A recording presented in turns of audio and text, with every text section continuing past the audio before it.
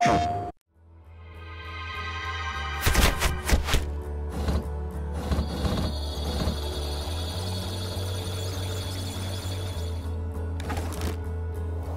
wanted to have a big world for Watch Dogs, and it is. I mean, you can drive a very fast vehicle and cross the city, and we wanted to keep all the details and all the density of the city as you crossed it, and at 200 miles an hour. But more importantly, we wanted to have a deep city. We wanted depth. We wanted a lot of density.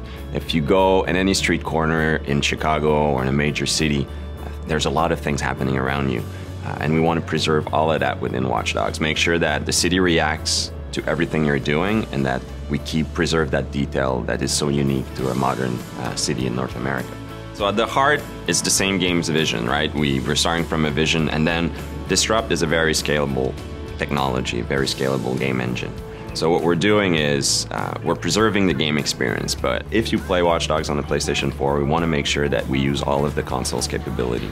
So all the game spiller we're able to make longer and stronger. All of the details in the game we're able to push forward. We're gonna have more details, more immersion. We're able to increase connectivity, increase the density of things. So it's the same game experience, but basically magnified on the PlayStation 4. It's not just the capacity of new machinery, it's also the capacity of players to create, to interact, to socialize. So when we started to talk about Watch Dogs to Sony, they got it immediately. It is the players and their behavior that will actually bring what next gen actually means.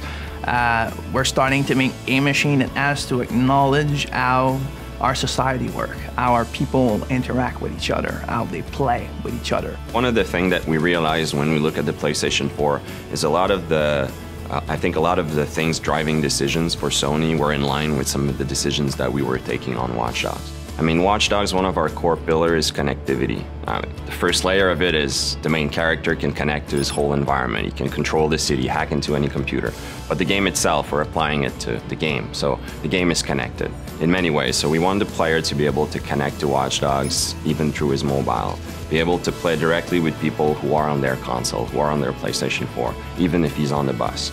Basically being able to be attached to our game world even when he steps out of the living room. We are definitely in Watch Dogs exploring very new way of expressing what online could be, what it means to be connected, especially in a game where connectivity is at the heart of it. We want the player to be surprised when he meets other players. We want him to be able to go from single player to multiplayer without having to go through a lobby, to menus, to various game settings. We wanted things to be natural. We want him to go to breach the wall between single player and multiplayer, if you want. I like to say that the best moments in Watch Dogs, the player is going to create them, and those are the moments we want him to go. When he goes to the office or at school the day afterwards, we want him to talk about it with his friends, right? Well, now if we're able to share a clip of that, it's even more concrete. It's your clip. You created that wow moment, and you can share a video of it. I feel like games are there to enable people to create, to think, to wonder.